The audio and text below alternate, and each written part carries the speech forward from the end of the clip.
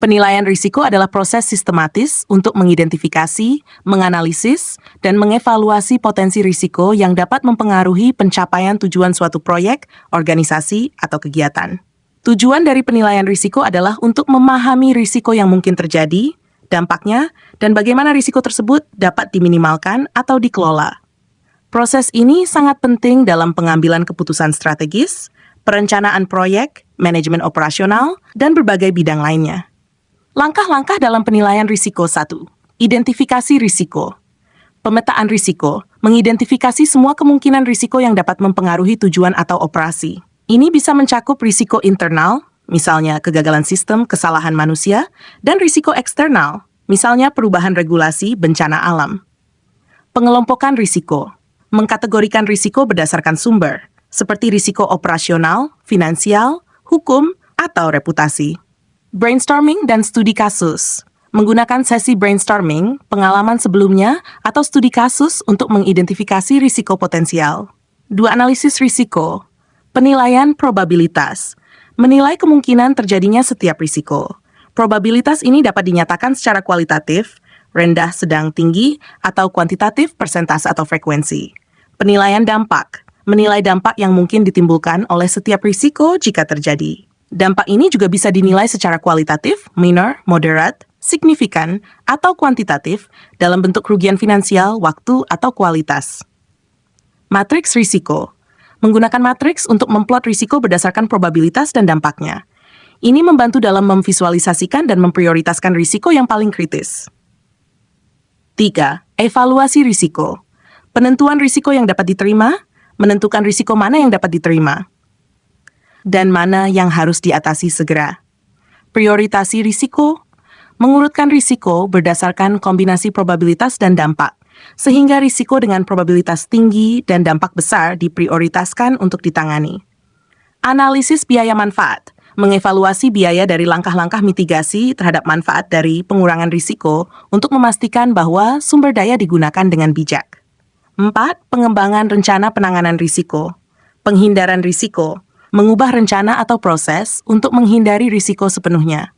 Pengurangan risiko, mengambil tindakan untuk mengurangi kemungkinan terjadinya risiko atau dampaknya, seperti melalui peningkatan sistem keamanan, pelatihan, atau pemeliharaan. Transfer risiko, memindahkan dampak risiko kepada pihak ketiga, misalnya melalui asuransi atau kontrak outsourcing. Memutuskan untuk menerima risiko tertentu jika biayanya terlalu tinggi untuk ditangani, namun tetap memantau dan siap menanganinya jika terjadi. 5. Monitoring dan review risiko. Pengawasan risiko, secara teratur memantau risiko yang diidentifikasi untuk mendeteksi perubahan dalam probabilitas atau dampaknya. Review berkala, melakukan review berkala terhadap penilaian risiko dan rencana mitigasi untuk memastikan relevansi dan efektivitasnya. Menyesuaikan rencana penanganan risiko berdasarkan temuan baru atau perubahan kondisi. Contoh penerapan penilaian risiko.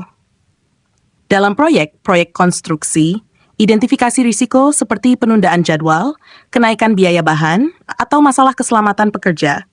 Lakukan analisis dampak terhadap jadwal dan anggaran proyek, dan rencanakan tindakan mitigasi seperti kontrak pengendalian biaya atau peningkatan standar keselamatan. Pengembangan perangkat lunak, analisis risiko seperti kesalahan kode, keterlambatan pengembangan, atau kegagalan integrasi sistem.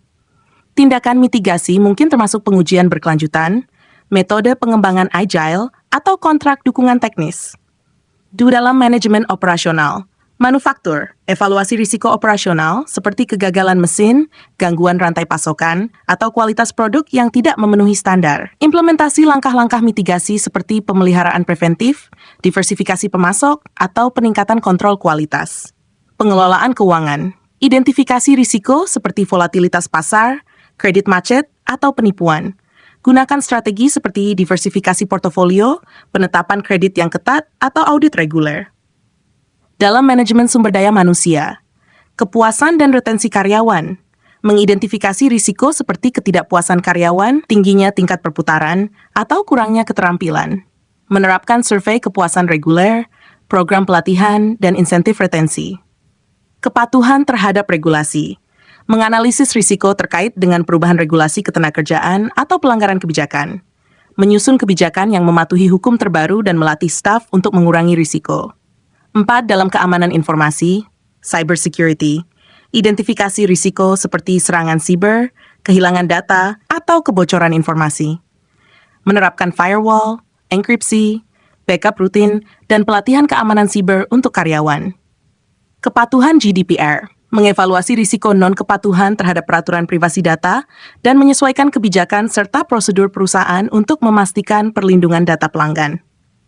Kesimpulan, penilaian risiko adalah proses penting yang memungkinkan organisasi untuk mengidentifikasi dan mengelola risiko secara proaktif. Dengan mengikuti langkah-langkah sistematis dalam penilaian risiko, organisasi dapat meminimalkan dampak negatif, memaksimalkan peluang keberhasilan, dan membuat keputusan yang lebih informasional.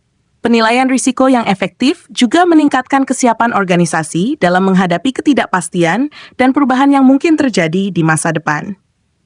Demikian, semoga bermanfaat.